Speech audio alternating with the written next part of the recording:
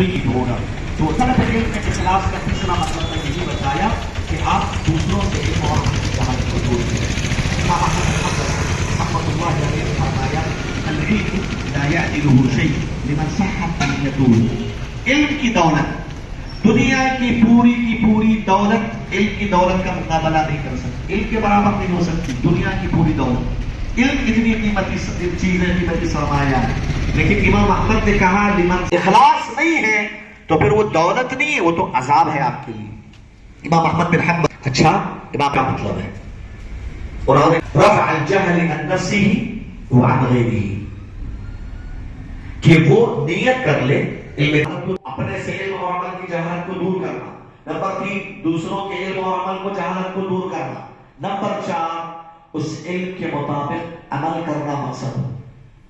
عمل کرنا مقصد ہو, یہ ایسی بری اخلاص نیت کی علامت ہے کہ آپ عمل کریں. یاد رکھیے علماء کرام ایک بات بتاتے ہیں, ایک ہے طالبہ یا طالب بڑی محنت کر رہا ہے, پہلے عزت عالمین اور معلمات طالبات, مجھے تقریر کرنا نہیں ہے. جو مہمان آئے ہیں ان کا تعارف میں آپ کے سامنے رکھوں گا. ان کا نام ہے حافظ محمد سلیمان محمدی مدنی. ماشاءاللہ یہ ہمارے کلاس میٹ کے بھائی حافظ عرفان جامعی, ان کے بھائی ہیں, ہریانہ کے رہنے والے, دعوت و تبلیغ کا کام کرتے ہیں اور مختلف مدارس سے جو ہے آن لائن کلاسز سے جڑے ہوئے ہیں. ماشاءاللہ آپ کا خطاب بھی بہت ہی عمدہ رہے گا.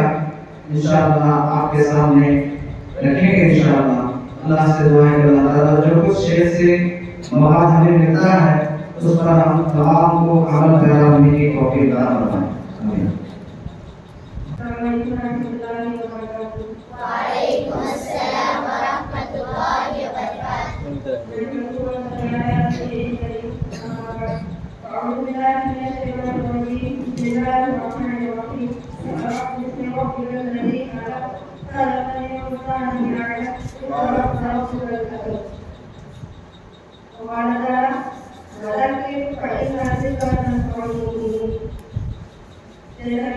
ہم لوگ اس بات سے واقف ہیں کہ آج ہم لوگ یہاں کچھ دیر بعد سنے لیے جمع ہوئے ہیں.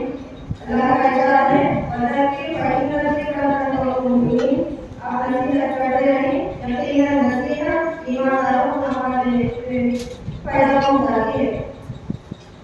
ہم تمام کو باتیں نصیحت کرنے کے لیے ہمارے درمیان حضرت شیخ محمد سلیمان مدنی حفظہ اللہ تشریف فرمائے. اللہ شیخ کو جزائے خیر عطا فرمائے. جنہوں نے ہماری گزارش پر لگے احترام حاصل ہوئے. اللہ رب العزت شیخ کے عالم کو قبول فرمائے اور شیخ کے علم میں مزید ترقی عطا فرمائے. آج مدرسہ حاضرہ میں ایک روزہ تربیتی اجلاس رکھا گیا ہے جس کی ابتدا قیادت کلام پاک کے ذریعے شروع کرنے کے لیے میں دعوت دیتی ہوں. ساتھیہ بنت الرحمان جو ایک اقوام عالمیہ طالبہ ہیں وہ آئیں اور قیادت کلام پاک کے ذریعے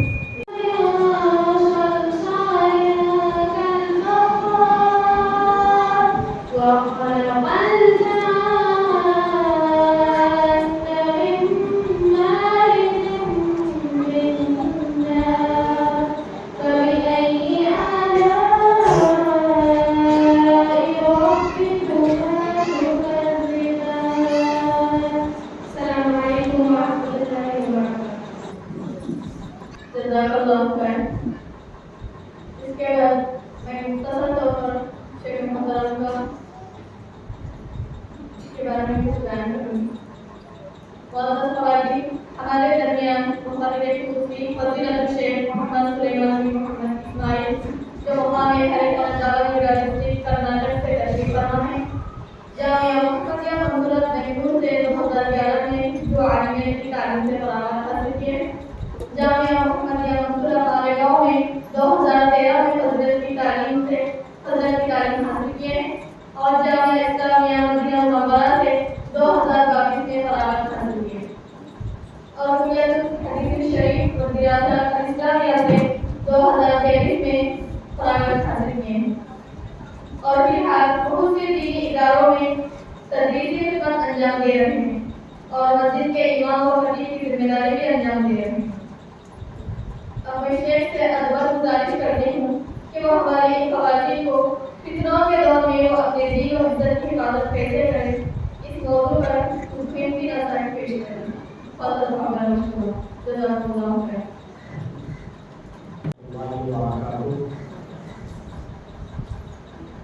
إن الحمد لله نحمده ونستعينه ونستغفره ونعوذ بالله من شرور أنفسنا ومن سيئات أعمالنا من يهده الله فلا مضل له ومن يضلل فلا هادي له وأشهد أن لا إله إلا الله وحده لا شريك له وأشهد أن محمدا عبده ورسوله أما بعد فأعوذ بالله السميع العليم من الشيطان الرجيم بسم الله الرحمن الرحيم يا أيها الذين آمنوا اتقوا الله حق تقاته ولا تموتن إلا وأنتم مسلمون يا أيها الناس اتقوا ربكم الذي خلقكم من نفس واحدة وخلق منها زوجها وبث منهما رجالا كثيرا ونساء واتقوا الله الذي تساءلون به والأرحام إن الله كان عليكم رقيبا يا أيها الذين آمنوا اتقوا الله وقولوا قولا سديدا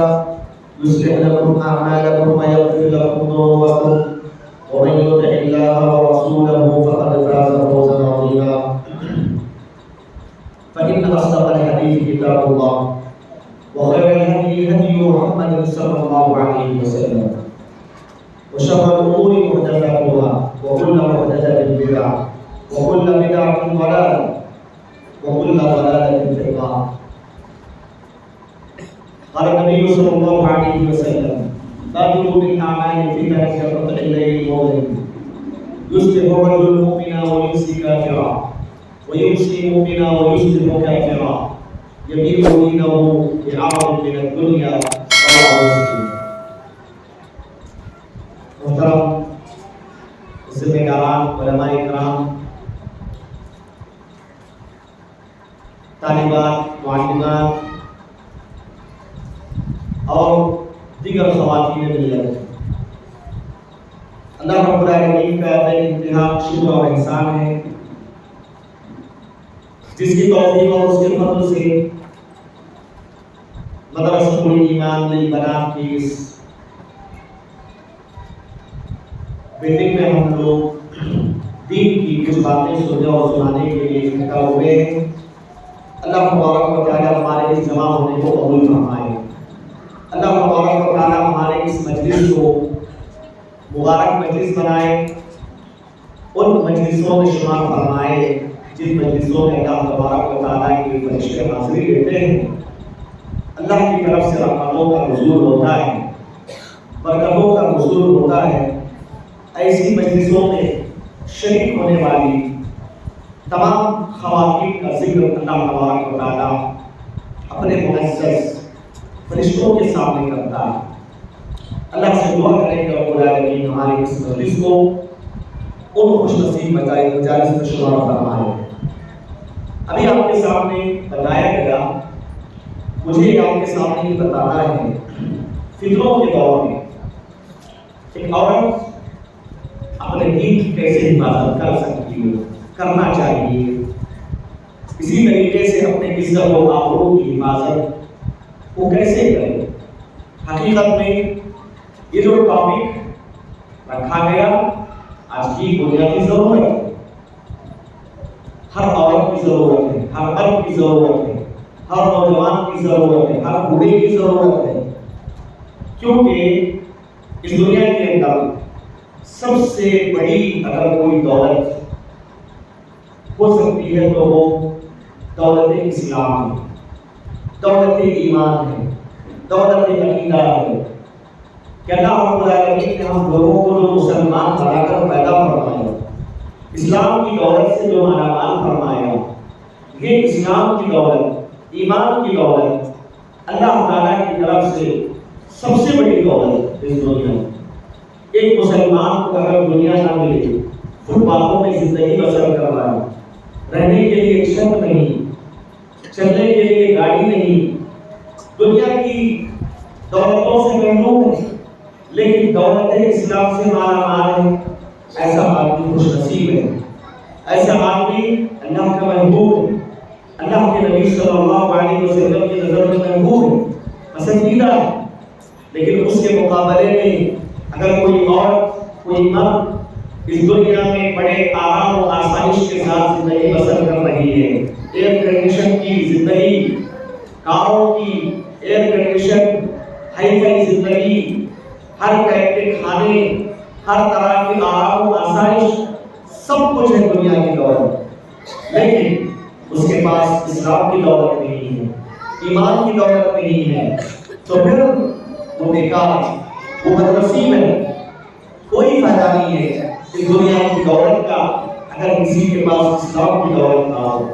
لیکن آج کا جو دور، جس دور میں ہم زندگی بسر کر رہے ہیں، یہ دور فتنوں والا دور، اس دور میں ہر قدم پر فتنے، عورتوں کے فتنے، مال و دولت کا فتنہ، حرام کمائی کا فتنہ، سود خوری کا فتنہ، شراب نوشی کا فتنہ، زنا کاری کا فتنہ، بے پردگی کا فتنہ، عورتوں کا فتنہ، مردوں کا فتنہ۔ اگر فتنوں کی فہرست آپ دیکھیں گے، فہرست ختم نہیں ہوگی، ہر قدم پر چھوٹے بڑے فتنے ایسے سامنے آ جاتے ہیں جو ایک مسلمان کو اس کے دین سے پھیر دیتے ہیں، اس کے ایمان سے پھیر دیتے ہیں۔ اللہ کے نبی صلی اللہ علیہ وسلم نے اس امت کے فیوچر اور مستقبل میں یہ پیشن گوئی فرمائی تھی۔ نبی صلی اللہ علیہ وسلم اپنے دور میں یہ پیشن گوئی فرمائی تھی کہ مسلمانوں فتنے آئیں گے، بڑے بڑے فتنے آئیں گے، خطرناک فتنے آئیں گے، اور ایک فتنہ ختم نہیں ہوگا دوسرا فتنہ جنم لے گا، دوسرا ختم نہیں ہوگا تیسرا فتنہ جنم لے گا۔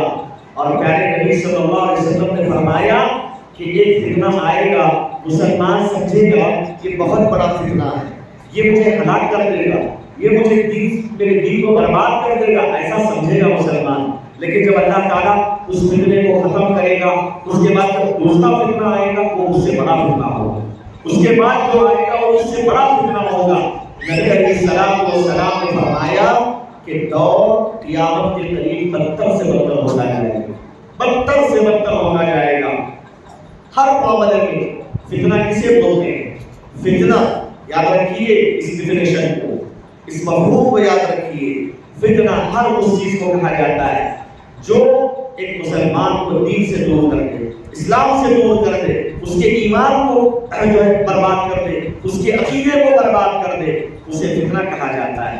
اگر آپ کی اولاد کی وجہ سے آپ اپنے دین کو بیچ رہے ہیں، اس کا مطلب یہ ہے کہ آپ کی اولاد آپ کے لیے فتنہ ہے۔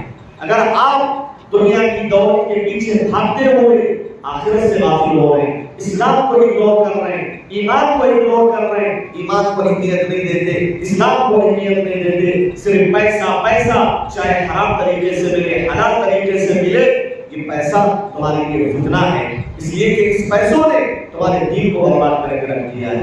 اگر کسی کا کوئی شوہر، اگر اس کی بیوی اس کو دین سے دور کرتی ہے، یا اپنی بیوی کی محبت میں لا کر اللہ اور اس کے رسول صلی اللہ علیہ وسلم کے دین سے دور ہوتا ہے، وہ بیوی اس کے لیے فتنہ ہے، کیونکہ وہ بیوی کی وجہ سے دین سے دور ہو رہا ہے۔ اس کے مقابلے میں اگر کوئی شوہر ہے جس کی وجہ سے اس کی بیوی اسلام سے دور ہو جاتی ہے، ایمان سے دور ہو جاتی ہے، تو وہ شوہر اس کے لیے فتنہ ہے۔ فتنہ ہر اس چیز کو کہا جاتا ہے جو ایک مسلمان کو اس کے دین سے روک دے، اس کے دین سے دور کر دے، اللہ سے غافل کر دے، رسول سے غافل کر دے، آخرت سے غافل کر دے، یہ فتنہ ہے۔ اور علماء کرام نے کہا کہ فتنہ ایسی چیز کو بھی کہا جاتا ہے جو جس فتنے میں مبتلا ہونے کے بعد ایک مسلمان کو دین کی حفاظت کرنا بہت بڑا چیلنج بن جائے، عقیدے کی حفاظت کرنا بہت بڑا چیلنج بن جائے۔ ایسے وقت میں انسان اپنے اسلام کی حفاظت کرنا اس کے لیے بہت بڑا چیلنج بن جائے، ایسے دور کو فتنے کا دور کہا جاتا ہے۔ آپ دیکھیے آج کا جس دور میں ہم زندگی بسر کر رہے ہیں، یہ فتنوں والا دور ہے۔ دین کو بچانا بہت مشکل ہو گیا، دین کی حفاظت کرنا بہت مشکل ہو رہا ہے۔ موبائل کا فتنہ، فلاں فتنہ والعیاذ باللہ۔ آج اکثر خواتین کے اندر بے دینی دیکھنے کو ملتی ہے، دین بیزاری، دین میں کوئی انٹرسٹ نہیں، علم دین حاصل کرنے میں انٹرسٹ نہیں. لیکن الحمدللہ آج بھی خواتین اسلام ہیں جن کے اندر دین کی حرص ہے، دین کی طرف ہے. آج دیکھیے ماشاءاللہ اس مدرسۃ الایمان للبنات کے اندر کتنی خواتین جمع ہوئی. واقعی یہ بہت خوشی کی بات ہوتی ہے ایک طرف جب ہم دیکھتے ہیں کہ خواتین کے اندر آج بھی دین بیداری ہے، دین کے اندر انٹرسٹ ہے، وہ کچھ حاصل کرنا چاہتی ہیں، وہ اپنا دین بنانا چاہتی ہیں، اپنے گھر کو دین کی روشنی میں آباد کرنا چاہتی ہیں. یہ ماشاءاللہ آپ کی تعداد کو دیکھ کر ایک خوشی ہوتی ہے کہ الحمدللہ یہاں نندی گڑگور میں ایک تو یہ جو ادارہ ہے اور دوسرا جمعیت کا ادارہ ہے، ماشاءاللہ دین کی بیداری کو الحمدللہ دیکھنے کو مل رہی ہے. لیکن یہ جو ادارے ہیں یہ آپ کے لیے بہت بڑی نعمت ہے. یہاں سے پڑھنے والی بچیاں کل کے دن آپ کی اصلاح کرنے والی ہیں، آپ کی تربیت کرنے والی ہیں. ہر گاؤں میں، ہر علاقوں میں اس طرح کے ادارے ہونا ضروری ہے خواتین کے خاص طور سے.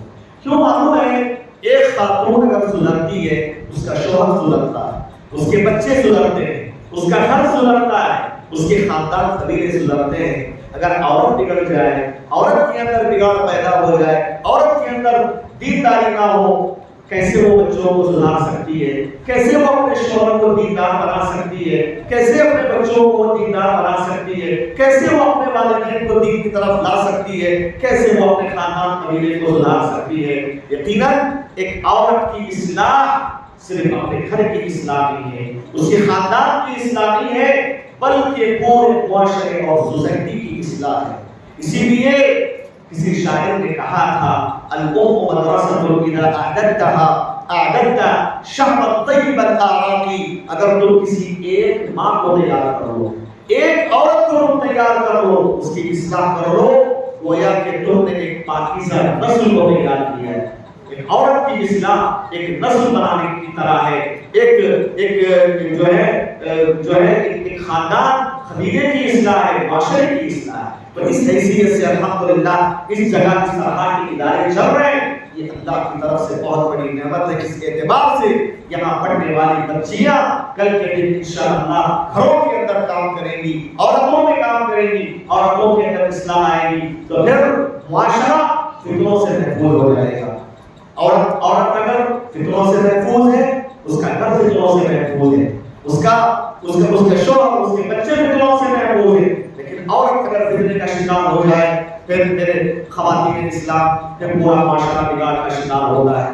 یاد رکھیے ان فتنوں کو ہلکا مت لیجیے. آج معاشرے کے اندر مختلف قسم کے فتنے جو دین سے دور کر رہے ہیں، نشہ اور چیزوں کی شکل میں ہمارے نوجوان لڑکے اور لڑکیاں دین بیزار، عشق و عاشقی کا معاملہ، ایک دوسرے سے ناجائز تعلقات، یہاں تک کہ گلیوں میں وہاں یہاں زناکاری کے جو کیسز سامنے آ رہے ہیں، والعیاذ باللہ فتنے سر چڑھ کر ہو رہے ہیں، فتنے سر چڑھ کر ہو رہے ہیں. نبی صلی اللہ علیہ وسلم نے فتنوں کے سلسلے میں پیشن گوئی فرمائی تھی. ایک مقام پر آپ نے فرمایا فتنے رات کی اندھیری کی تاریکیوں کی طرح سے ہوں گے، یعنی ایسے فتنے ہوں گے جس دور میں ایک عورت کو صحیح کیا غلط کیا پہچاننا مشکل ہو جائے گا، حق کیا باطل کیا پہچاننا مشکل ہوگا، توحید کیا شرک کیا یہ پہچاننا اس کے لیے مشکل ہو جائے گا.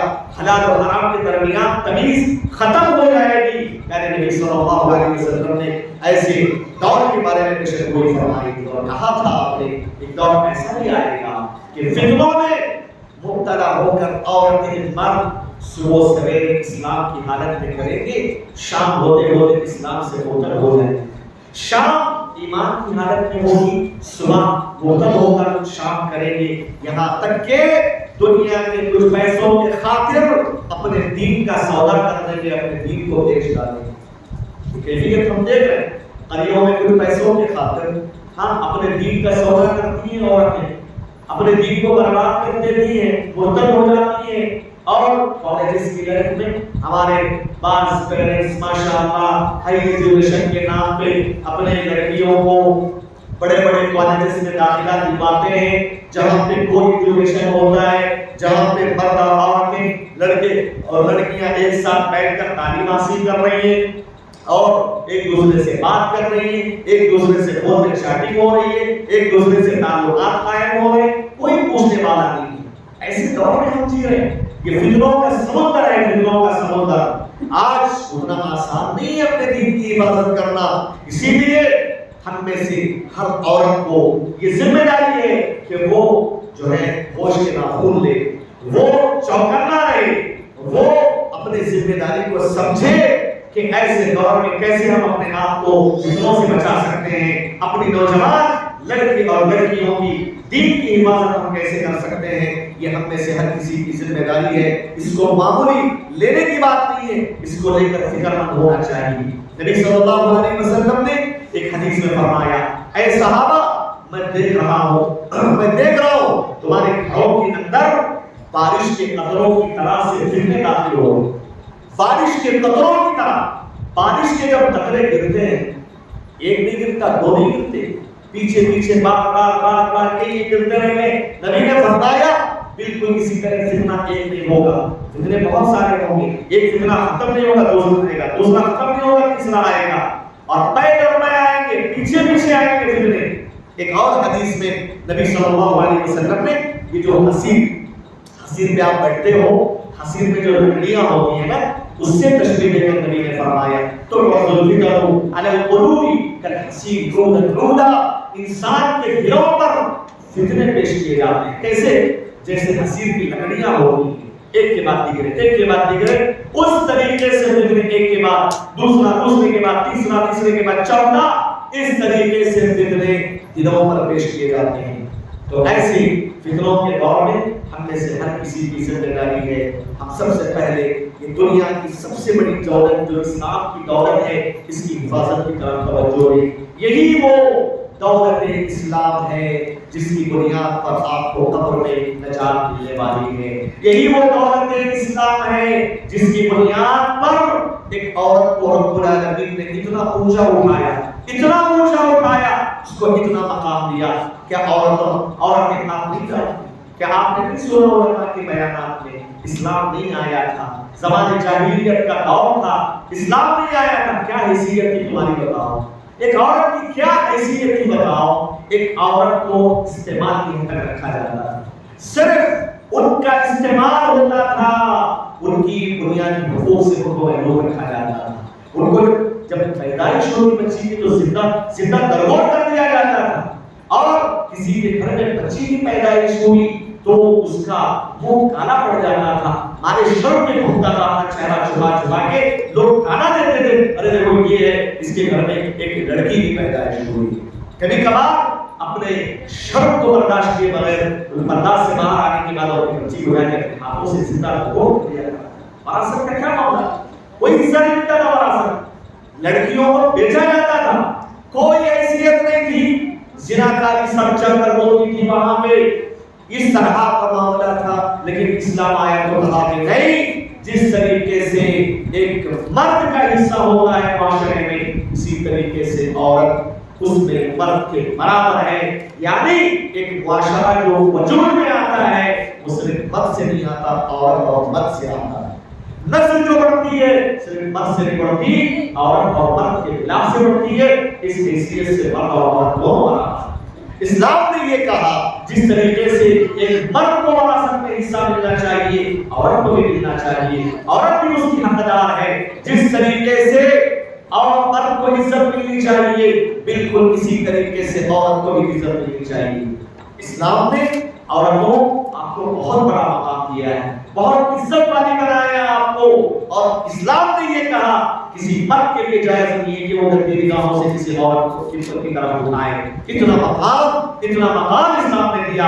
اگر ایک لڑکی جب پیدا ہوتی ہے، دو لڑکیاں پیدا ہوتی ہیں، اگر وہ دو لڑکیوں کی اس کے والدین، اس کے پیرنٹس اس کی صحیح تربیت کرتے ہیں، اس کو کھلاتے ہیں پلاتے ہیں اور ساتھ میں اسلام کی تربیت کرتے ہیں، اچھی جگہ شادی کر کے دے دیتے ہیں، اسلام کہتا ہے کہ یہ دو لڑکیاں اس کے لیے قیامت کے دن جہنم کا آڑ بن جائیں گی، جہنم کی دیوار بن جائیں گی، جہنم میں داخل ہونے نہیں دیں گی۔ پیرنٹس کو اتنا بڑا مقام اللہ تعالیٰ نے دیا، لڑکیوں کی پال پوسی کرنے کی وجہ سے اتنا جنت کی خوشخبری سنائی۔ ایک عورت اگر شوہر ایک عورت بیوی کی حیثیت اختیار کر لیتی ہے تو اس کا ایک الگ مقام. پیارے نبی صلی اللہ علیہ وسلم نے فرمایا اگر کوئی عورت اپنے شوہر کی خدمت کر لے, نمازیں پڑھے, روزہ رکھ لے, اپنے عزت و ناموس کی حفاظت کر لے, اس عورت کے لیے قیامت کے دن کہا جائے گا یہ عورت, یہ جنت کے 8 دروازے تیرے لیے کھلے ہوئے, جا جس دروازے سے چاہے تو داخل ہو جا, سب تیرے ہی دروازے ہیں, جنت کے 8 دروازے کھولے گا اللہ تبارک و تعالی نے وعدہ فرمایا ہے. ایک عورت اگر ماں کا مقام حاصل کرتی ہے اس کا تو کیا کہنا, اس کا تو کیا کہنا, اللہ اور اس کے رسول صلی اللہ علیہ وسلم کے بعد اگر کسی کا حق رب العالمین نے واجب کیا ہے تو وہ ماں کا حق ہے.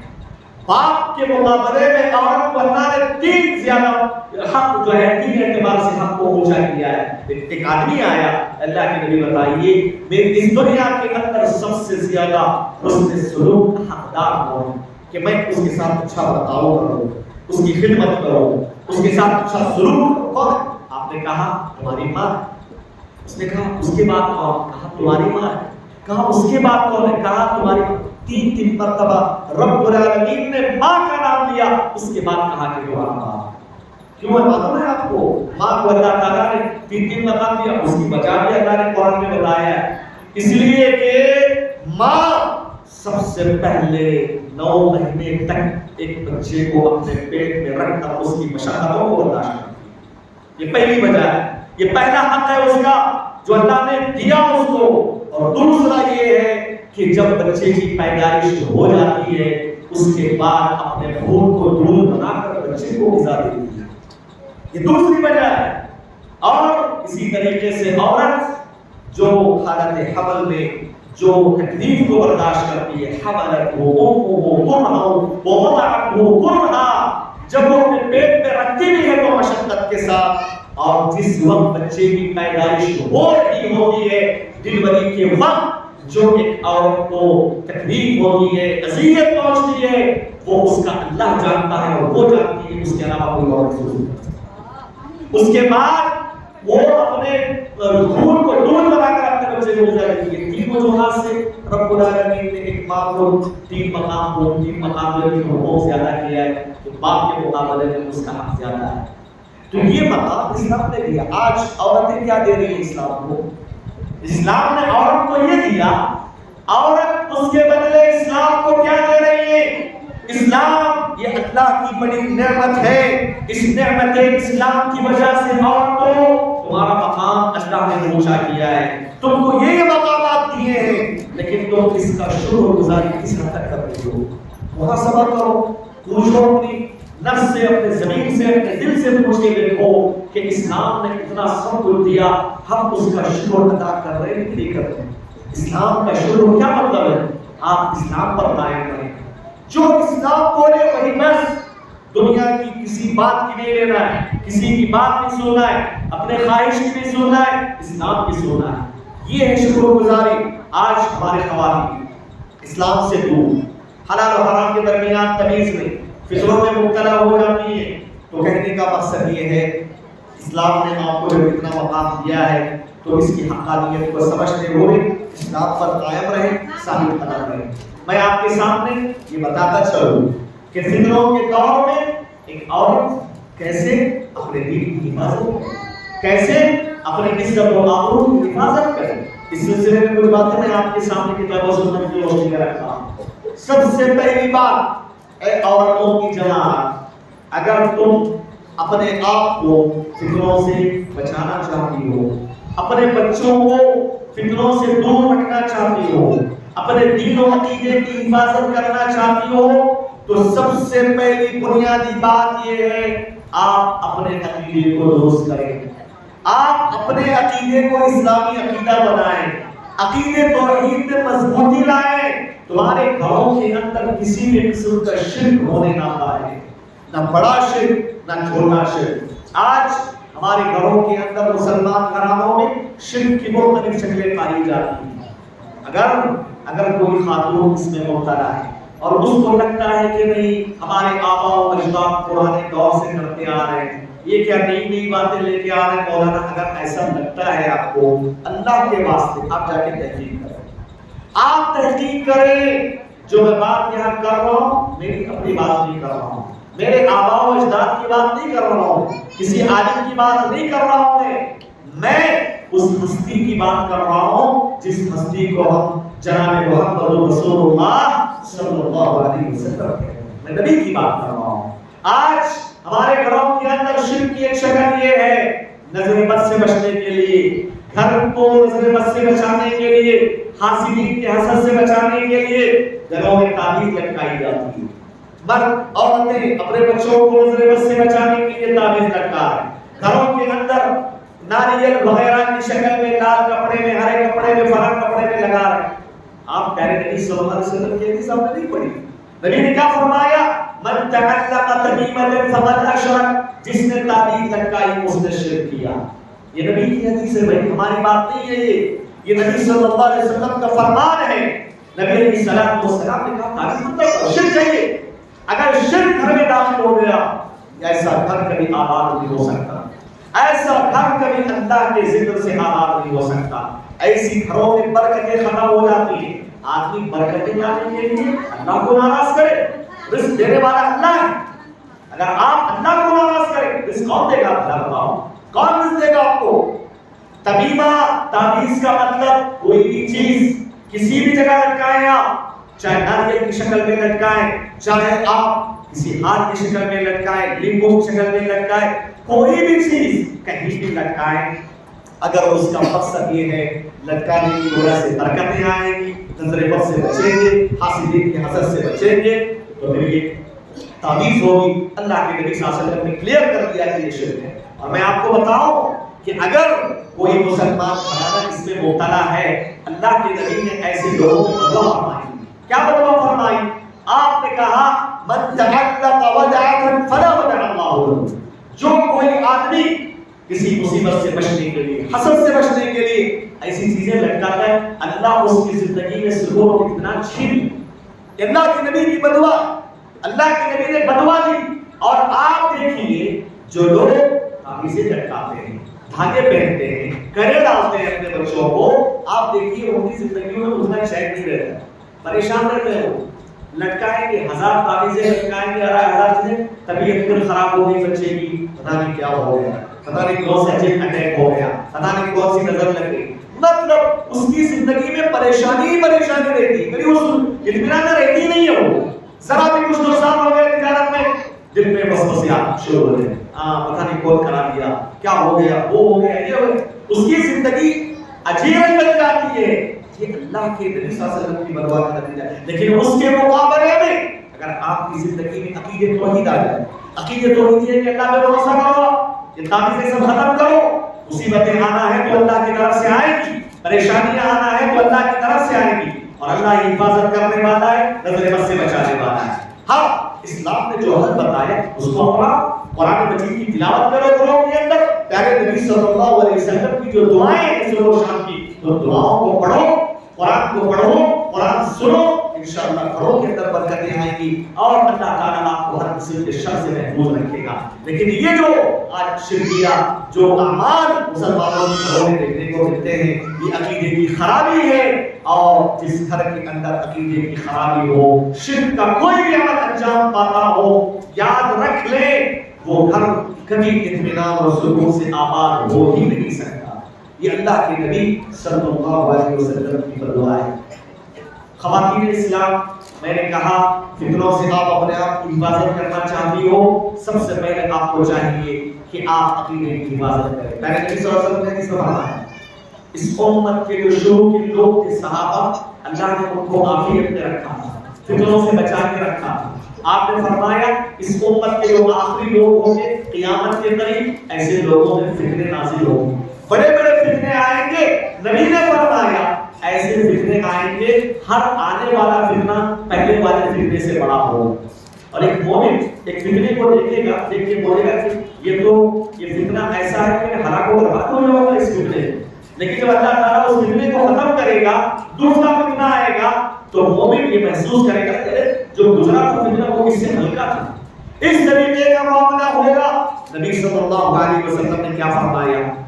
آپ نے فرمایا فمن احب منکم ان یزحزح عن النار ويدخل الجنہ، تم میں سے کوئی یہ چاہتا ہے جہنم کی آگ سے اس کو بچا دیا جائے, وہ جنت میں داخل ہو جائے, یہی تو ہمارا مقصد ہے. اور جو اس کو چاہتا ہے, نبی صلی اللہ علیہ وسلم نے فرمایا اس حال میں اس کی موت آئے وہ تو وہی پاس ہو, اس حال میں اس کی موت آئے وہ اللہ پر ایمان رکھنے والا ہو, آخرت کے دن پر ایمان رکھنے والا ہو. اس حدیث میں پیارے نبی نے کلیئر کر دیا کہ اگر آپ معاشرے میں فتنوں سے بچنا چاہتے ہو, اپنے عقیدے کو مضبوط کرو. عقیدے توحید کے بغیر کچھ ملنے والا نہیں, کچھ بھی ملنے والا نہیں. آپ نمازیں پڑھ لو, زکات دو, حج کرو, اللہ کے راستے میں اپنی پراپرٹی صدقہ و خیرات کر دو, لیکن آپ کی زندگی میں اگر بڑا شرک ہے, توحید نہیں ہے, یہ سب کے سب اعمال اللہ تعالیٰ قیامت کے دن ہواؤں میں اڑاتے ہیں.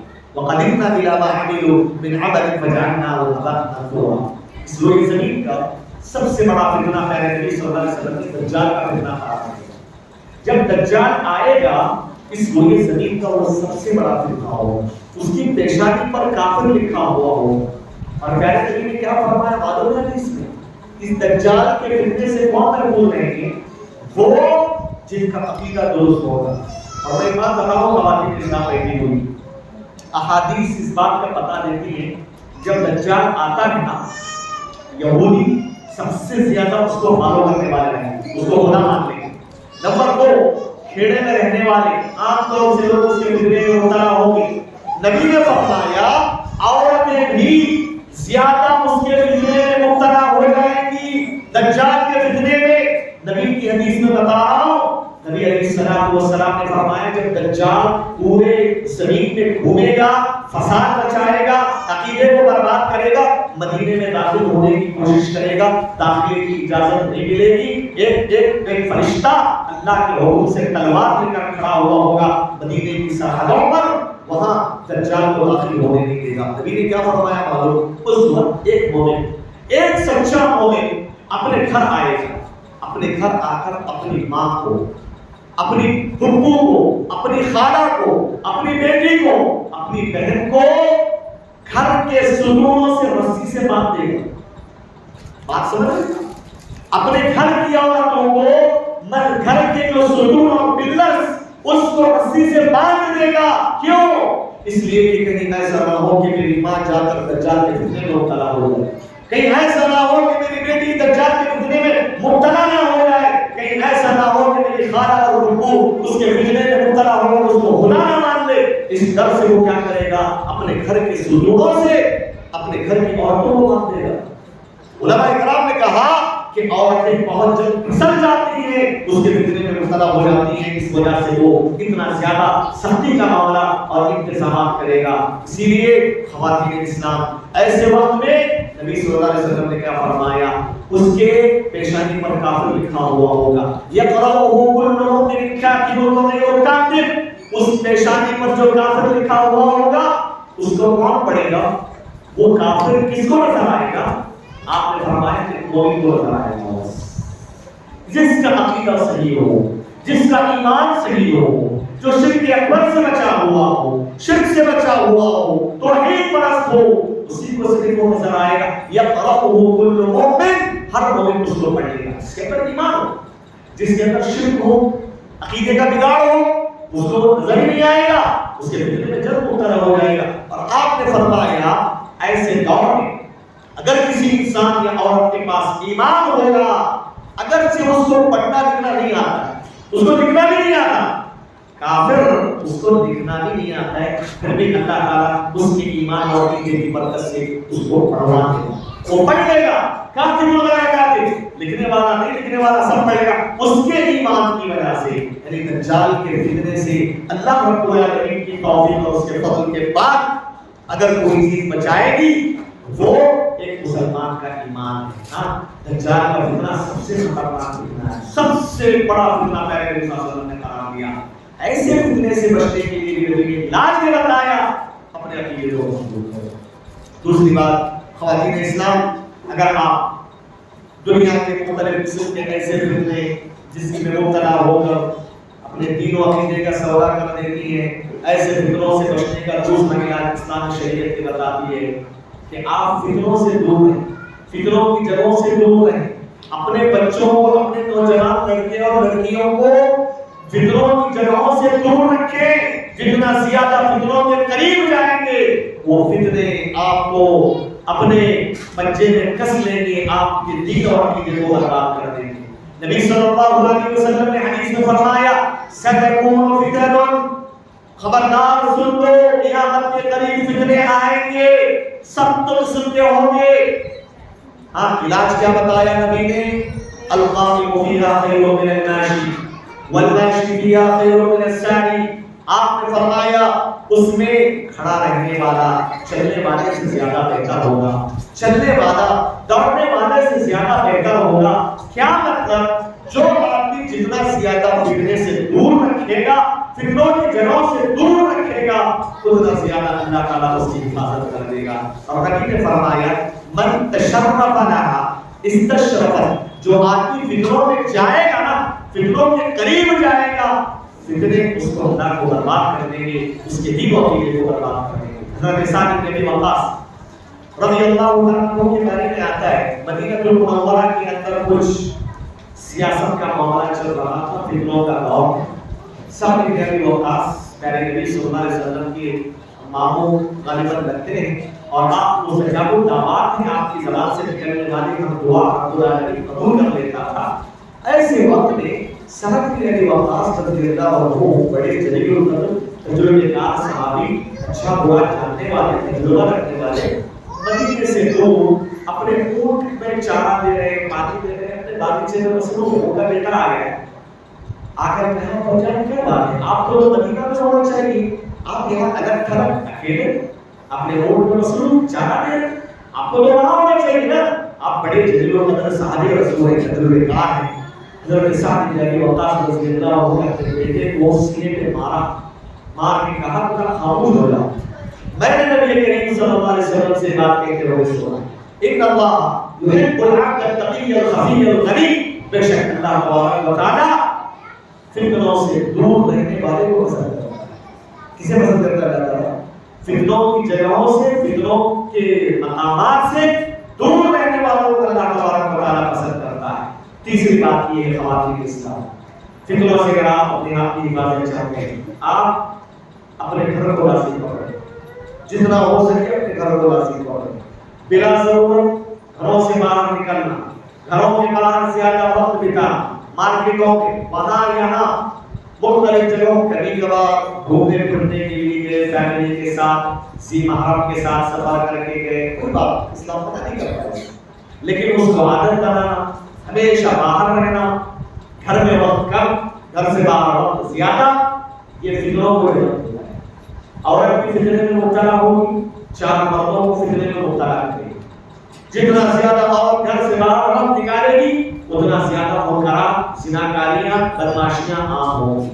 اللہ تبارک و تعالیٰ نے امہات المومنین کو حکم دیتے ہوئے فرمایا وقرن فی بیوتکن، تم اپنے گھروں میں ٹکی رہو، تم اپنے گھروں میں رہو. ولا تبرجن تبرج الجاہلیۃ الاولی، جاہلیت اولی کی طرح بے پردہ ہو کر گھر سے باہر مت نکلو. اور کہا کہ تم گھروں میں ٹکی رہو، نماز کو قائم کرتی رہنا، واقعی نماز کو قائم کرتی رہنا. گھروں کے اندر عورتیں، آپ اپنے آپ سے پوچھ کے دیکھیں کتنی عورتیں ہیں جو فرائض کا اہتمام کر رہی ہو. پوچھیں، اپنے ضمیر سے پوچھیں، اللہ کے واسطے آج کے بعد اللہ سے توبہ کر کے نمازوں کو قائم کریں. نماز کسی صورت میں معاف نہیں. بھائی یہ نماز کے بارے میں بولنا ہی نہیں چاہیے، یہ تو انڈرسٹوڈ چیز ہے، یہ تو معلوم چیز ہے. ہر عورت کو، ہر مسلمان کو معلوم ہونا چاہیے مسلمان ہونے کا مطلب یہی ہے کہ نماز پڑھنا. پھر الگ سے کیا بولے؟ لیکن آج صورت حال یہ ہے کہ عورتوں کے اندر نمازوں کی بیداری، نماز پڑھتے ہی نہیں. اب بتاؤ تمہارے درمیان ایک کافرہ عورت کے درمیان کیا فرق ہے؟ کافرہ عورت جو ایمان نہیں رکھتی اللہ پہ، مسلمان نہیں، صبح اٹھ رہی ہے، کام کاج کر رہی ہے، کھانا بنا لی، کچھ کر دیا، کپڑے دھو لی، برتن صاف کی، کھانا سو گئی، ٹائم ہوا. تو مسلمان اور غیر مسلمان عورت میں فرق کیا رہ جائے گا؟ نبی نے تو یہی تو فرمایا تھا بین العبد و بین الشرک والکفر ترک الصلاۃ. ایک بندے کے درمیان کفر اور شرک کے درمیان فرق کرنے والی چیز نماز. نماز پڑھ رہے ہیں مسلمان، اگر کوئی عورت نماز نہیں پڑھتا وہ مسلمان. یہی مطلب ہے حدیث کا. حدیث کا یہی مطلب ہے وَأَقِيمُوا الصَّلَاةَ وَلَا تَكُونُوا مِنَ الْمُشْرِكِينَ. نماز کو قائم کرتی رہنا، مشرکوں میں سے مت ہو جانا. کیا مطلب آیت کا؟ نماز کو چھوڑ گی کافر بن جاؤ گی، مشرک بن جاؤ گی. تو یہ بہت افسوس کی بات ہے کہ اگر عورتیں گھروں کے اندر نمازوں کا اہتمام نہ کریں، ہاں تو یہ کہتے اللہ تعالیٰ نے کیا فرمایا؟ وَأَقِيمُوا الصَّلَاةَ. نماز کو قائم کرتی رہنا، گھروں میں ٹکی رہنا اور زکات کو ادا کرتی رہو، اللہ اور اس کے رسول کی اطاعت کرتی رہو. یہ فتنوں سے نجات کا ذریعہ ہے کہ گھروں کو نازل پکڑایا جائے. نبی صلی اللہ علیہ وسلم نے قرب قیامت بڑے بڑے فتنوں کا ذکر کیا. صحابی رسول نے پوچھا ابو ذر نے، اے اللہ کے نبی صلی اللہ علیہ وسلم جو فتنے آپ بتا رہے ہیں اس سے بچنے کا علاج کیا ہے؟ ہم کیسے اپنے دین و عقیدے کی حفاظت کریں؟ کیسے ہم فتنوں کے دور میں عزت و آبرو کی حفاظت کریں؟ نبی صلی اللہ علیہ وسلم نے فرمایا تم اپنے گھروں کو نازل پکڑ لو. مطلب کیا ہے اس کا؟ ضرورت کے حد تک گھر سے باہر جانا ہے، ضرورت پوری کرنا ہے، ضرورت ہو گئی گھر میں رہنا ہے، چاہے مرد ہو یا عورت. بلا ضرورت بغیر کسی حاجت اور ضرورت کے گھر سے جتنا زیادہ باہر رہیں گے اتنا زیادہ فتنہ مبتلا ہوگا. اور یہ حقیقت ہے. آپ دیکھیے آج ہماری نوجوان لڑکی اور لڑکیاں کالجز میں پڑھنے کے لیے جاتی ہیں، کالج ختم ہو گئی، پیرنٹ اگر وہ گھر آ جائے تو محدود ہے. کالج پڑھنے کے بعد ادھر ادھر چکر کاٹی، ادھر ادھر گھوم پھرنے کی عادت بنا لی. چار لڑکے اپنے عشق میں پھنسا لیں گے، یا وہ یہ ان کے لیے فتنہ بنیں گے، وہ ان کے لیے فتنہ بنیں گے. نتیجہ یہاں تک ہوتا ہے کہ ایک دوسرے کے لیے جو ہے ایک دوسرے کے ساتھ غلط تعلقات قائم کر لیتے ہیں، اور نتیجہ یہاں تک ہوتا ہے کہ اپنے خونی رشتے دار کو بھگوا دے گی لڑکی. ہاں اس کو چاہیے وہ لڑکا جس سے وہ عشق کر رہی ہے، اور وہ لڑکا بولے گا کہ نہیں وہ لڑکی ہم ضرورت پہ چاہے، وہ اپنے خونی رشتے کو برباد کر دے گا، اپنے خونی رشتے کو بنانے کے لیے تیار ہو جائے گا. ہاں یہ شیطانی محبت کے ساتھ یہ فتنے کب وجود میں آتے معلوم ہے آپ کو؟ یہ گھر سے باہر زیادہ بلا ضرورت رہنے کی وجہ سے. اللہ کے نبی صلی اللہ علیہ وسلم نے یہی تعلیم دی کہ تم اپنے گھروں کو ناصب کرتے رہو، بلا ضرورت گھر سے باہر جانے کو عادت نہیں بنانا چاہیے. چاہے کمانے والا ہو، تجارت کرنے والا ہو، کوئی معلمہ پڑھانے کے لیے اگر آ رہی ہے اس کی بھی ذمہ داری ہے، ایک طالبہ کی ذمہ داری ہے، یا کوئی عصری اسکول میں کالج میں پڑھ رہی ہے، پڑھائی ختم ہوگی فوراً وہ آ جائے، ورنہ جو ہے یہ فتنے انسان کو عورتوں کو برباد کر دے گی. اسی طرح خواتین اسلام اور عورتوں کو چاہیے کہ اگر وہ فتنوں سے اپنے آپ کی حفاظت کرنا چاہتی ہیں تو چاہیے کہ وہ کثرت سے عبادت کریں گا. اللہ تعالیٰ کا ذکر، نماز کا قیام اور کثرت سے اللہ کو یاد کرنا، نفل نمازوں کا اہتمام یہ ضروری. نبی صلی اللہ علیہ وسلم نے حدیث میں کیا فرمایا؟ بڑی فضیلت بتائی. جو عورت جو مرد فتنوں کے دور میں فتنوں سے بچانے کے خاطر اللہ کے ذکر و اذکار میں مشغول رہتا ہے، اللہ کی عبادتوں میں مشغول رہتا ہے، پانچ وقت کی نمازوں کی پابندی کرتا ہے، نبی نے فرمایا اسے ہجرت کرنے کا ثواب دیا جاتا ہے. ہجرت بولے تو اللہ کے نبی صلی اللہ علیہ وسلم جو مکہ چھوڑ کر مدینہ گئے تھے نا ہجرت کر کے، وہ تو اب نہیں کر سکتے ہجرت، مکے سے مدینے کی ہجرت ختم ہو، لیکن اس کا ثواب ابھی بھی باقی ہے، اس کا ثواب ابھی بھی باقی ہے. اللہ تعالیٰ نے رکھا ہے وہ اس خاتون کے لیے، اس مرد کے لیے جو فتنوں کے وقت اللہ رب العالمین کی عبادت میں اپنے آپ کو مشغول رکھتا ہے، اللہ کی عبادتوں میں لگا رہتا ہے. ہاں اور ہجرت کا فائدہ کیا ملتا ہے معلوم ہے؟ ایک صحابی رسول نے خواب میں دیکھا، ایک صحابی اس کے خواب میں آیا، اور وہ صحابی جو خواب میں آئے تھے وہ وہاں کے صحابی ہجرت کر کے گئے. اب یہ صحابی جو خواب دیکھ رہے ہیں اس سے پوچھ رہے ہیں تو مہاجر صحابی ہو مکہ سے مدینہ ہجرت کر کے گئے، اللہ تعالیٰ نے اس کے بدلے تمہیں کیا دیا؟ تو وہ کہہ رہے ہیں کہ اللہ تعالیٰ نے میرے گناہوں کو معاف کر کے مجھے جنت میں داخل کر دیا. یہ خواب صحابی رسول اللہ کے نبی کے پاس بیان کرتے ہیں. اللہ کے نبی صلی اللہ علیہ وسلم نے کل خواب میں دیکھا کہ ایک مہاجر صحابی میرے خواب میں آئے اور میں نے پوچھا کہ ہجرت کے بدلے کیا ملا؟ انہوں نے کہا تعالیٰ نے مجھے مغفرت کر دی. نبی نے کہا یہ سچا خواب، یہ خواب سچا ہے کہ اللہ فتنوں کے دور میں اللہ رب العالمین کی عبادتوں کو لازم پکڑنا یہ فتنوں سے نجات کا ذریعہ ہے. اور اسی طریقے سے میں ٹائم اس لیے کم ہے، بڑی تیزی کے ساتھ میں آگے بات بڑھاؤں. محترم خواتین اسلام، فتنوں سے اگر آپ اپنے آپ کی حفاظت کرنا چاہتے ہیں اس بات کو ضرور دھیان میں رکھیے، شرعی پردے کا اہتمام کریں. پردے کا اہتمام کریں، اپنے زیب و زینت کو لوگوں کے سامنے ظاہر نہ کریں، اپنے جو ہے بغیر حجاب کے باہر نکلنا، اور آج کل بھی جو حجاب آیا ہے برقعے وغیرہ، اللہ کی پناہ، وہ برقعے کے بغیر ہی اگر نکل جائے نا اور اس کو بولنے پر حضرات نہیں دیکھیں گے، اتنے فتنے میں مبتلا نہیں ہوں گے۔ آج کے برقعے ویسے آ گئے، اگر وہ برقع پہن کے آئے گی تو وہ پہلے کے برقعے ایسے تھے، نوجوان بھی بری لگتی تھی، لیکن آج کے برقعے ایسے آ گئے ہیں کہ بری عورت بھی نوجوان لگتی ہے۔ یہ ہمارے برقعوں کا معاملہ ہے، اتنے ڈیزائن رہیں گے، اتنے اس کے اندر کلیمنٹس لگے ہوئے رہیں گے، بس وہ باہر نکلے تو چار باتوں نظر اس پہ پڑ جائے۔ یہ کوئی برقع ہے؟ ہاں، برقع زینت کو چھپانے کے لیے تھا اور عورت کو چھپانے کے لیے تھا، لیکن یہ پردہ خود زینت بن جائے، خود لوگوں کو اپنی طرف کھینچنے والا بن جائے، خود کشش بن جائے، جائز نہیں ہے عورت کے لیے، حرام ہے، یہ سب فتنوں کی دعوت دینے والا ہے۔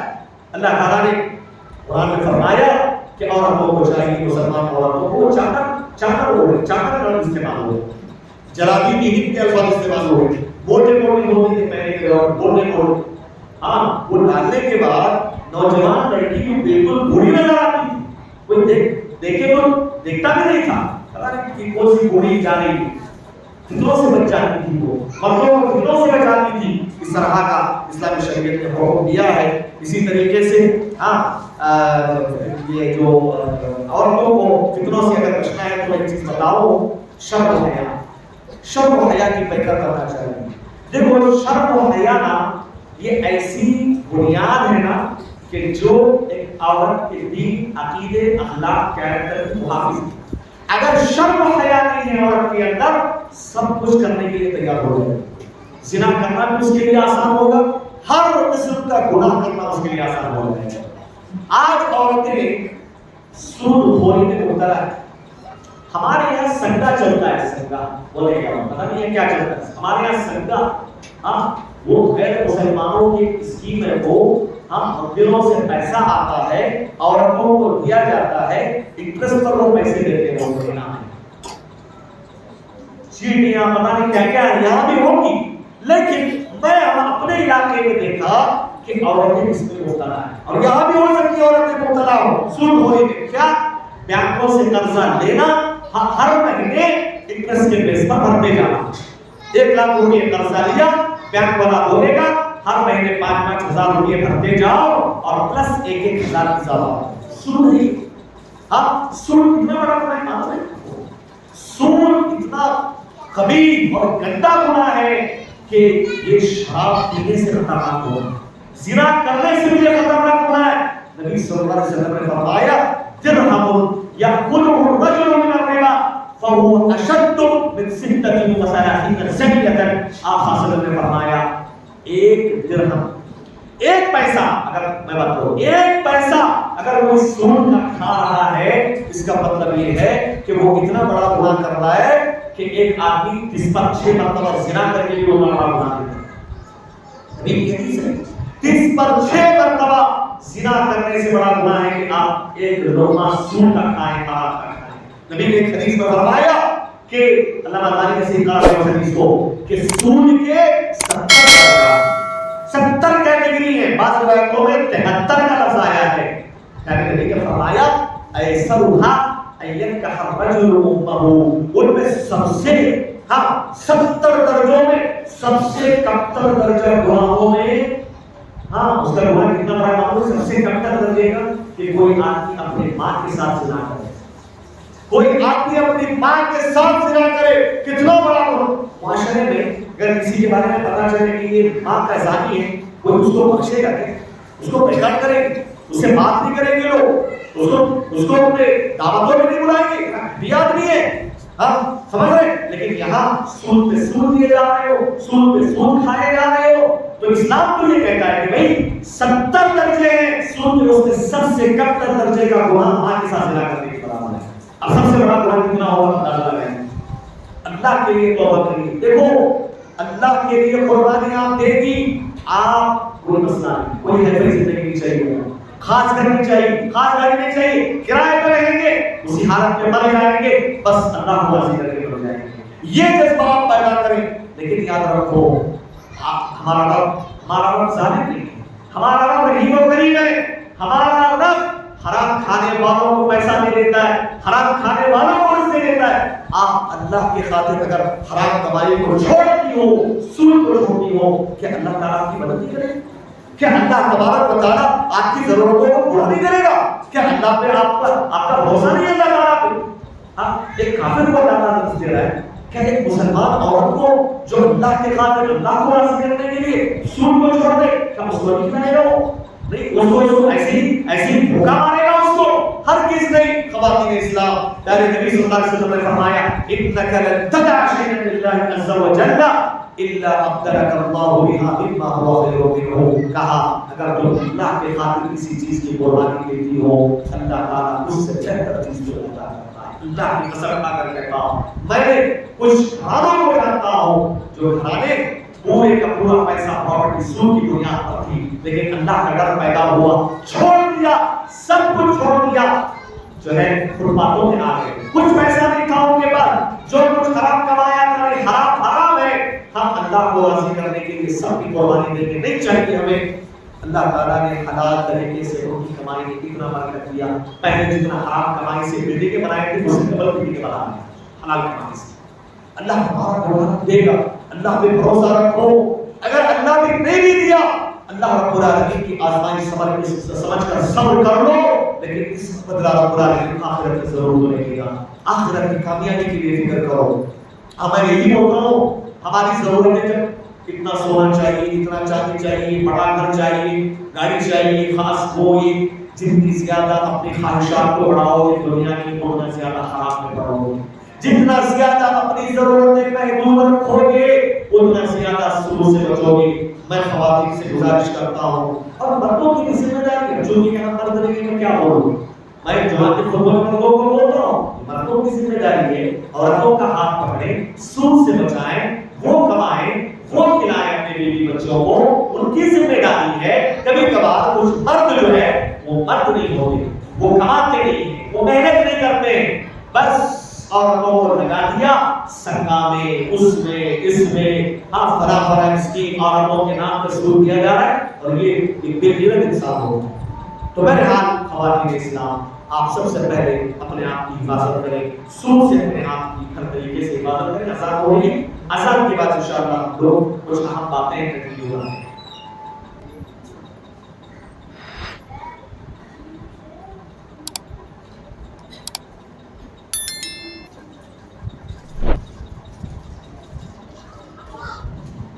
محترم خواتین اسلام, میں یہ کہہ رہا تھا کہ شرم و حیا ایک عورت کی زینت ہوتی ہے.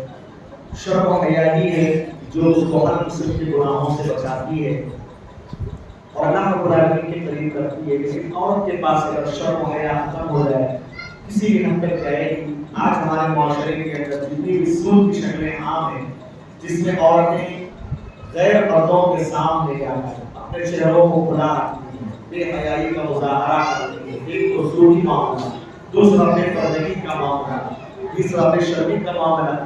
ان تمام کے پیچھے وجہ یہی ہے کہ جس عورت کے پاس بے شرمی عام ہو جائے تو پھر وہاں پر سارے معاملات اس کے خراب ہو جاتے ہیں. اللہ کے نبی صلی اللہ علیہ وسلم نے حدیث میں فرمایا الحیا شعبۃ من الایمان, شرم و حیا ایمان کا حصہ ہے.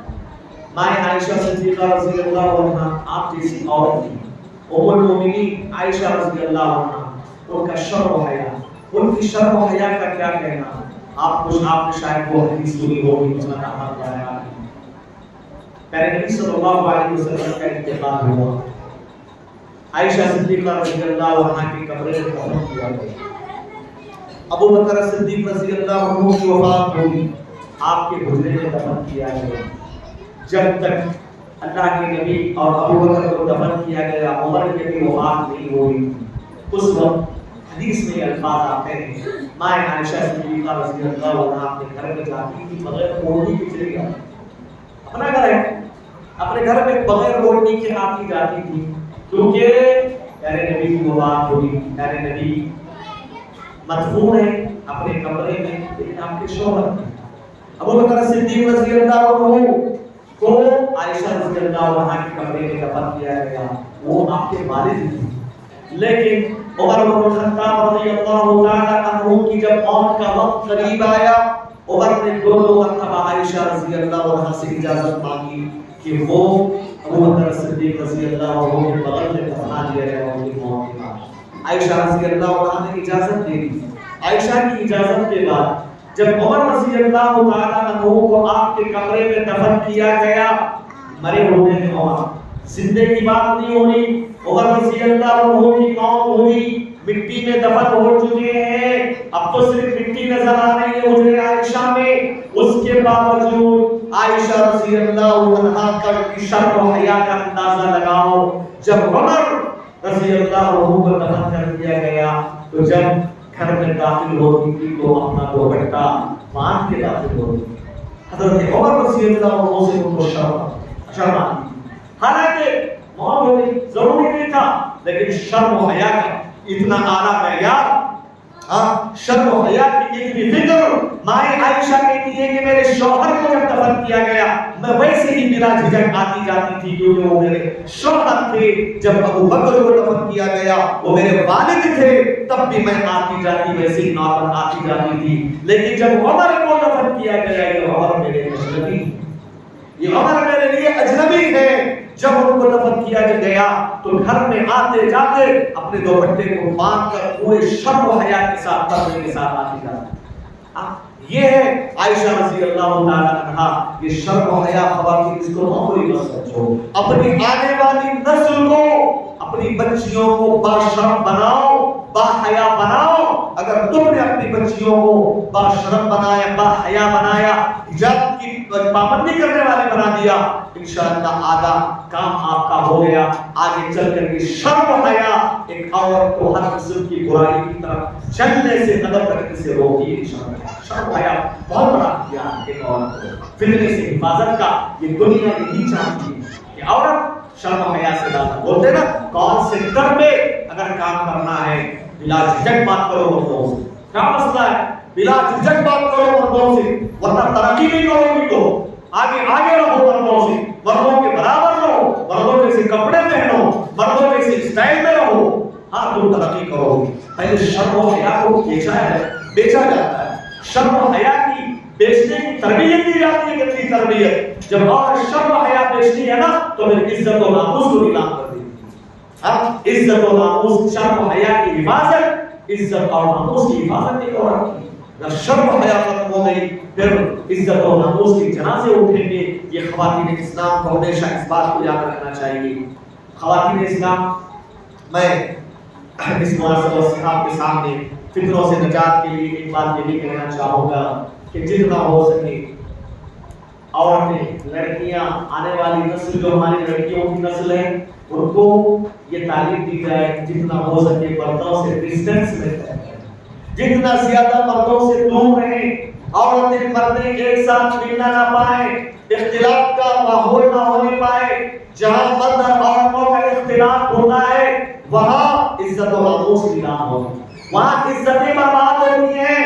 اسی لیے اللہ کے نبی صلی اللہ علیہ وسلم نے فرمایا ایاکم والدخول علی النساء، اے مردوں کی جماعت عورتوں کے پاس آنے جانے سے اپنے آپ کو بچائے رکھو۔ غیر محرم جو عورتیں ہوتی ہیں جن سے پردہ واجب ہوتا ہے ان کے پاس جانا آنا بلا جھجک بات کرنا دین نے منع فرمایا ہے۔ اس سے سمجھ رہے؟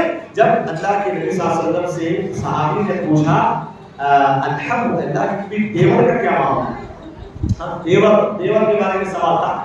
الحمد کے دو تفسیریں آئی ہیں، ایک تفسیر دیور سے علماء نے کی ہے، دوسری تفسیر شوہر کے قریبی رشتہ دار، دیور بھی ہو سکتا ہے کوئی اور بھی ہو سکتا ہے، کزن فلاں چلتا ہے نا ہمارے معاشرے میں، کزن کے نام پہ خالہ کا بیٹا ہے، پھپھو کا بیٹا ہے، قریبی رشتہ دار، زیادہ ہاں بلا جھجک بات کرنا، بلا جھجک ہنسی مذاق کرنا۔ ہاں رشتہ داروں میں آپ وہ رشتہ دار ہے، ہاں خالہ کا بیٹا ہے، پھپھو کا بیٹا ہے، کوئی دوسرا تو تھوڑی نہ ہے، اس طرح کوئی دوسرا معمول لیتے۔ اسلام یہ کہتا ہے ایک اجنبی مرد کے ساتھ کبھی کبھار زنا مشکل ہوتا ہے، بنسبت ایک رشتہ دار کے کبھی کبھار رشتہ دار کے ساتھ زنا کاری بہت آسان ہو جاتی ہے، کیونکہ وہاں ڈر نہیں ہوگا نا، کوئی آگے سے کوئی پوچھنے والا نہیں ہو سکتا، تھوڑا رشتہ دار کیا کریں گے ادھر۔ ہاں سمجھ رہے ہیں آپ؟ اسی لیے اللہ کے نبی صلی اللہ علیہ وسلم نے فرمایا الحم والموت، یہ تو موت ہے، یہ تو موت ہے، موت مطلب ایک عورت کو ہلاک کو برباد کر دے گا، اس کی عزت و ناموس سے ختم کر دے گا. الحم والموت، نبی نے کہا شوہر کے قریبی رشتے داروں کو نبی نے موت سے تعبیر فرمایا. اسی لیے عورتوں کو چاہیے جن کے ساتھ شرعی طور پر پردہ کرنا واجب ہے ان کے ساتھ پردہ کریں. ہاں ایک ضرور سوال آئے گا آپ کی طرف سے، مجھے معلوم ہے. ہاں جوائنٹ فیملی رہتی ہے، گھر ایک ہے، ایک سے زائد گھر نہیں ہے، وہاں پہ دیور بھی ہے، مجبوری ہے، اب کیا گھر الگ کریں گے کیا؟ ہاں اللہ نے اگر طاقت دی ہے محبت کے ساتھ الگ کیجیے، نفرت کے ساتھ. ہمارے گھر الگ ہوتے ہیں نفرت کے ساتھ، یہ غلط بات ہے. سعودی عرب کے اندر دیکھو آپ پیار اور محبت کے ساتھ گھر سے الگ ہوتے ہیں، گھر سے الگ ہوتے ہیں. ہفتے میں 2 دن میں 3 دن میں ملاقاتیں ہو رہی ہیں، ان کے گھر میں دعوت دی ہے، اس سے زیادہ محبت کو برقرار رکھتے ہیں. کیا ایسا نہیں رکھا جا سکتا؟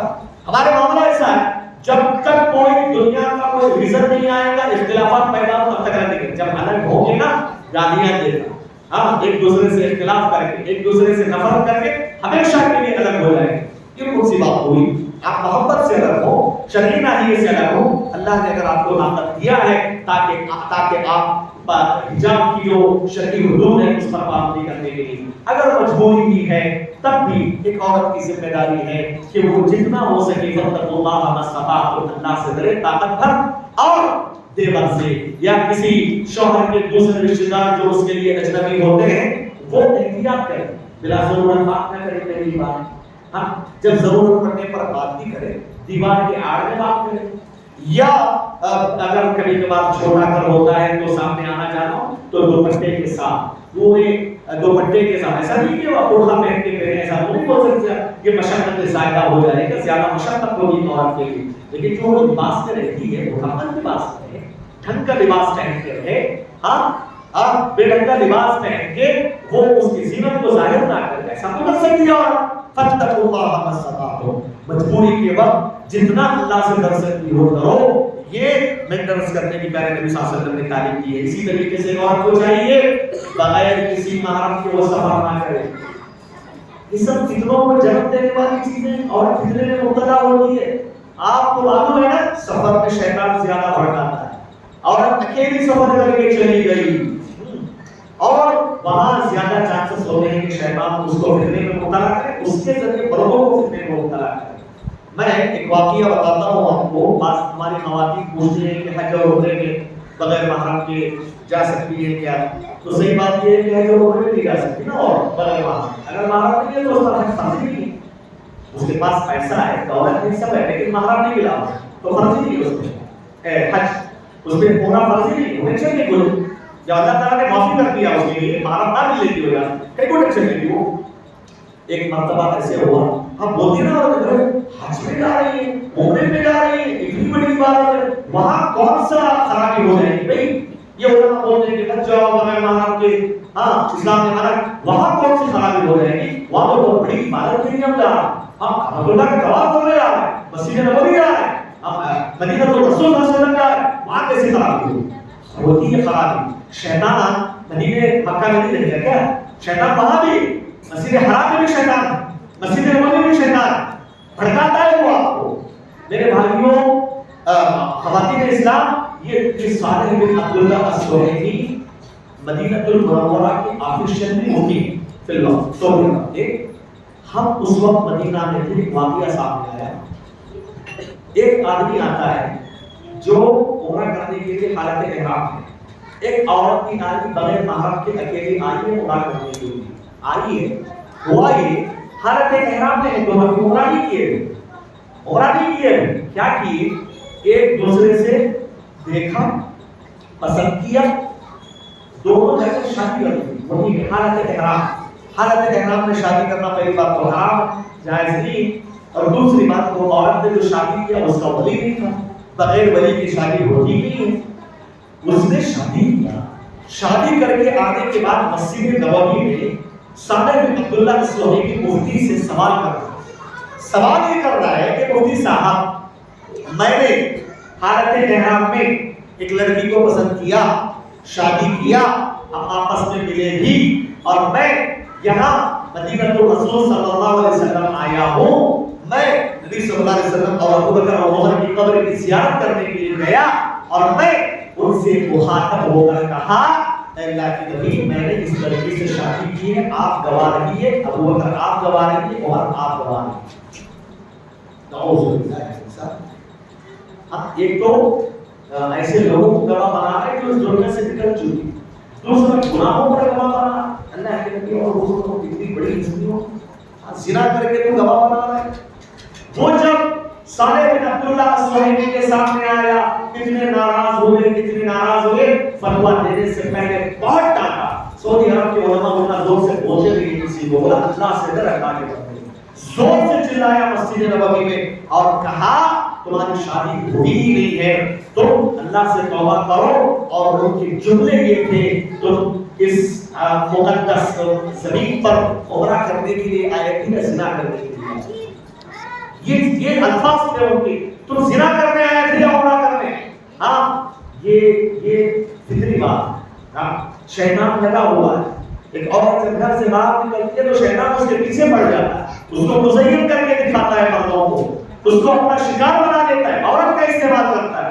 اسی لیے عورتیں اپنے عزت و ناموس کی حفاظت کے خاطر یہ ضروری ہے کہ وہ ڈسٹینس مینٹین کریں اور بغیر کسی محرم کے سفر کرنے سے اپنے آپ کی حفاظت کریں آج کل ایک خرابی بھی دیکھنے کو ملتی ہے خلوت اختیار کرنا گھروں کے اندر کوئی چچا کا بیٹا ہے جس سے پردہ واجب ہے ہاں اور پھپھو کا بیٹا ہے گھر میں کوئی نہیں اور دونوں ہیں صرف باہر کوئی کسی میں ادھر گئے یہ بات کرنے کے لیے آیا ٹھیک ہے بھائی آپ یہ بولتے ہیں کہ کوئی وہ صرف لوگ ہیں صرف لوگ بول ہی ایسے دور میں کسی کو سے بول ہی نہیں سکتے مرد اور عورت کے معاملے میں بہت خطرناک معاملہ ہے یہ اسی لیے اسلام نے اس طرح سخت تعلیمات دے رکھی ہیں تاکہ اس کے ذریعے ایک عورت کی عزت و ناموس محفوظ ہو سکے ہاں شیطان آج کل موبائل پہ فتنے کیا بتایا ہاں جب سے موبائل فون کا فتنہ آیا اس کے بعد سے زناکاریاں عام ہو جا رہی